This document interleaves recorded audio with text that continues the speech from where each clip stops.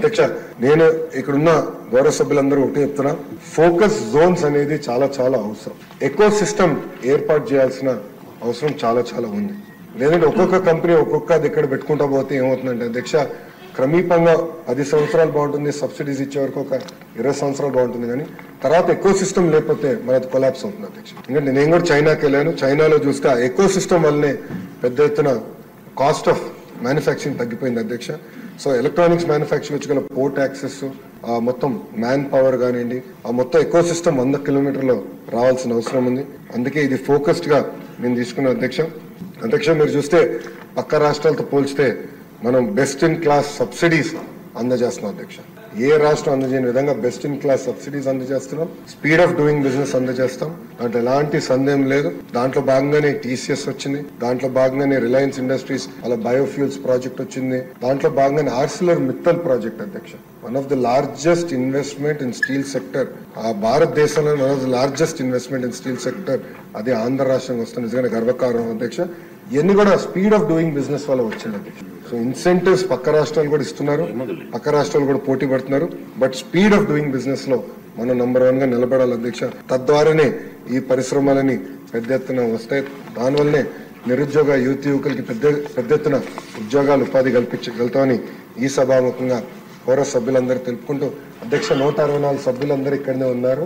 సభ్యులందరూ కూడా మళ్ళీ కోరుతున్నాం, పొద్దున్న కూడా కోరాం, మళ్ళీ కోరుతున్నాం. ఆల్రెడీ ఒక సభ్యుడు కూడా వచ్చి కంపెనీ పేరు, ఫోన్ నెంబర్, వాళ్ళు ఎలాంటి పెట్టుబడులు పెట్టాలనుకుంటున్నారని కూడా నాకు ఇష్టం జరిగింది. మనందరం ఒక బ్రాండ్ అంబాసిడర్ గా మారాలి, మన ప్రాంతాన్ని మనం ప్రమోట్ చేసుకోవాలి. పాలసీస్ అన్ని ఇప్పుడు మేము ముందలు పెట్టాం. ఐటీ పాలసీ కూడా త్వరలోనే మేము తీసుకొస్తున్నాం.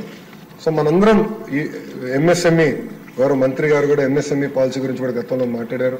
3-4 సెషన్స్, ఇదే సెషన్ లో 3-4 రోజుల ముందల అది కూడా చెప్తాం జరిగింది. పాలసీ గురించి కూడా మాట్లాడారు అధ్యక్ష.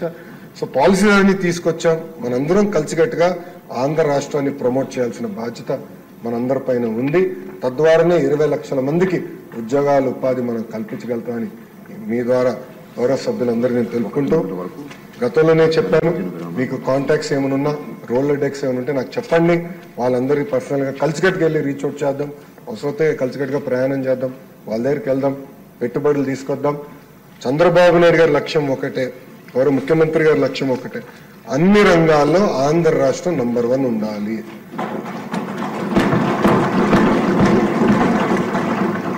ఏసీ మ్యానుఫ్యాక్చరింగ్ నంబర్ 1 లో ఉండాలి, టీవీ మ్యానుఫ్యాక్చరింగ్ నంబర్ 1 లో ఉండాలి, సెల్ ఫోన్ తయారీ నంబర్ 1 లో ఉండాలి, సెమీ కండక్టర్స్ నంబర్ 1 లో ఉండాలి, డేటా సెంటర్స్ నంబర్ 1 లో ఉండాలి, టూరిజం నంబర్ 1 లో ఉండాలి, రెన్యూవబుల్ ఎనర్జీ నంబర్ 1 లో ఉండాలి, ఎంఎస్ఎంఈ నంబర్ 1 లో ఉండాలి. అది చంద్రబాబు నాయుడు గారు ఆదేశాలు అధ్యక్ష. చంద్రబాబు నాయుడు గారు చాలా స్పష్టంగా కేబినెట్ లో కూడా చెప్పారు, నంబర్ 2 అంటే that is number 1 in losing అని. సో నంబర్ 2 కి ప్లేస్ లేదు, అన్ని రంగాలు నంబర్ 1 ఉండాలి. దానికి మీకు ఎలాంటి పాలసీ కావాలంటే నేను మీకు పాలసీలు అందజేస్తాం, మీకు ఎలాంటి ఇన్సెంటివ్స్ కావాలంటే అందజేస్తాం. మీరు పరిగెత్తండి, అంటే ఆయన మాట చెప్పాలంటే నాకన్నా స్పీడ్ లో పరిగెత్తండి, మీరు ఇంకా స్లో ఉన్నారని గౌరవ ముఖ్యమంత్రి గారు ప్రతి కేబినెట్ మీటింగ్ లో చెప్పడం కూడా జరుగుతుంది అధ్యక్ష. తప్పనిసరిగా పెట్టుబడులు తీసుకొస్తాం, పెద్ద ఎత్తున ఉద్యోగాలు, ఉపాధి తీసుకొస్తాం. దాంట్లో ఎలాంటి సందేహం లేదు అధ్యక్ష. కానీ కలిసికట్టుగా చేయాలని ఇక్కడున్న గౌరవ సభ్యులు అందరూ తెలుపుకుంటూ, నాకు అవకాశం ఇచ్చిన మీకు నా హృదయపూర్వక ధన్యవాదాలు తెలుపుకుంటూ సెలవు తీసుకుంటాను.